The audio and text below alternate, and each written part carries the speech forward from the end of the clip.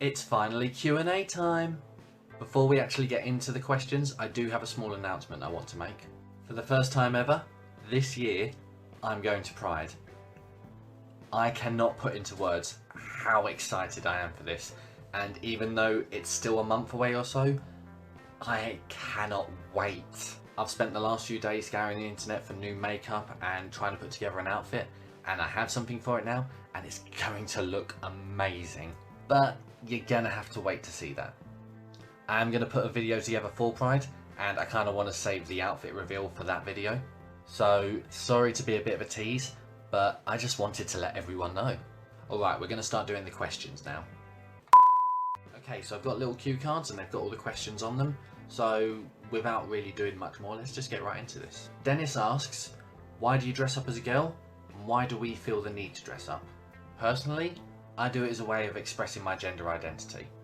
And I was really surprised to find out a lot of people do it for the same reason. I identify as gender fluid, so both male and female, but not necessarily at the same time. And that's something I've only really known for about a year or so, but looking back at before that, it does make a lot of sense to me.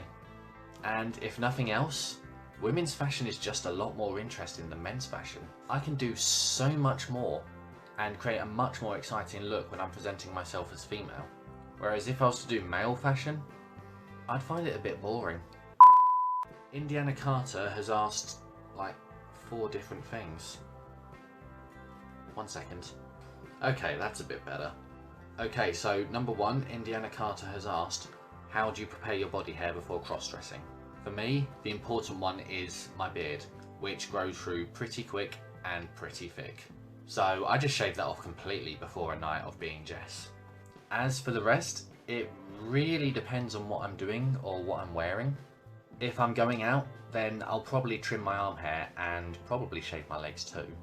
If I need to, I might shave my chest, but that depends entirely on what I'm wearing and whether or not my chest hair is actually visible.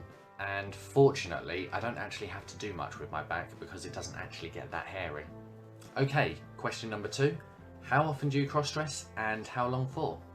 I like to be Jess as often as I can, and certainly for as long as I can.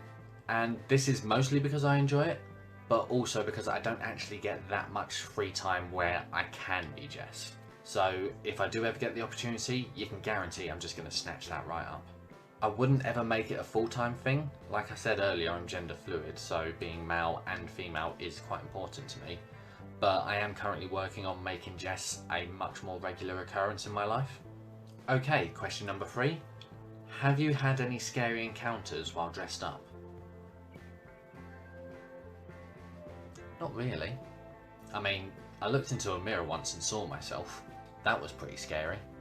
And the last question from Indiana Carter, and thanks by the way for asking so many, is what are your thoughts on corsets? It depends on your body really. Personally, I would only ever wear them as something to help create a feminine shape. But if that's what you're looking for, then it's certainly worth investing in one. Katie Smith has asked, can you address the factor of coming out? I absolutely can. So I have a lot of friends and a fiance who all know about Jess, and not a single one of them has ever had a problem with it. If nothing else, it's simply made me a lot closer to my friends. They ask about Jess all the time, and it's really good to know that they have such a genuine interest in her. And I'm going to leave it there for that question, but only because I've already written up something for a future video where I answer it in a lot more detail, so you're going to get a much better answer from that. Okay, Ryan Smith asks, how old are you? Old enough to drink. Fudge and Clean has asked, how do you put your wig on to make it look good? Well, I always make sure to wear a wig cap, and I would recommend it any time you're putting on a wig. And you want to use it to try and flatten your natural hair as much as possible so that your wig actually has a flat surface to sit on. But most of it is actually about wig care, so when you first get your wig, make sure to give it a good brush and, if needed, wash it. And this should make it look a bit less synthetic and a bit more like real hair. And Wigamus has asked, do I go to a salon to get my nails painted or do I do them myself? I don't really do either, to be honest. I will wear fake nails when I go out, just to create a dynamic look, And if you get cheap ones, then they actually come off quite easily, which is ideally what we want, because we don't want them lasting for more than a night. Alright, so now we've got some anonymous asks. I couldn't get the names of who are asking these, but thank you for the questions anyway. Are your breasts real? And if not, how'd you pad them? I am proud to say that my breasts are 100% cotton. I use socks. Any advice for going out in public as a girl?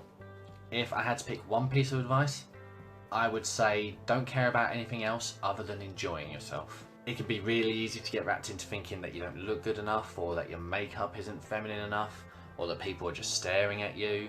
Those thoughts and feelings usually go within about an hour, whereas the memories you have of the time you went out will stay with you forever. So just block out any negative thoughts and have a really good time with yourself.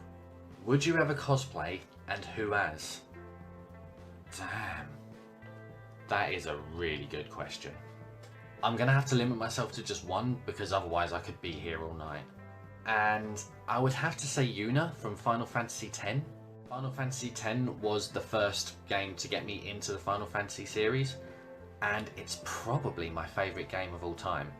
So cosplaying Yuna would actually be a bit of a dream come true. You know what? I'm going to add that one to the bucket list. Go to Comic-Con as Yuna. Done. And if there's any pro cosplayers out there who could lend me a hand, I'd be very grateful with that, because I've never done it before. And the final question of the video: can we see your dick? No.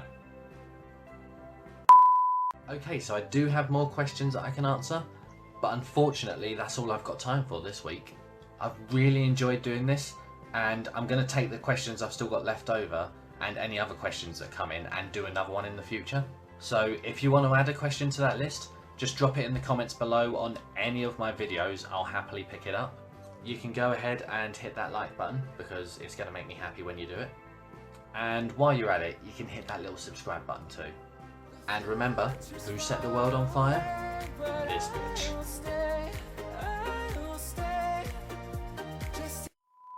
Dragonga asks, how are black holes formed? I don't know. Grandry asks, how'd you get to be such a pretty woman?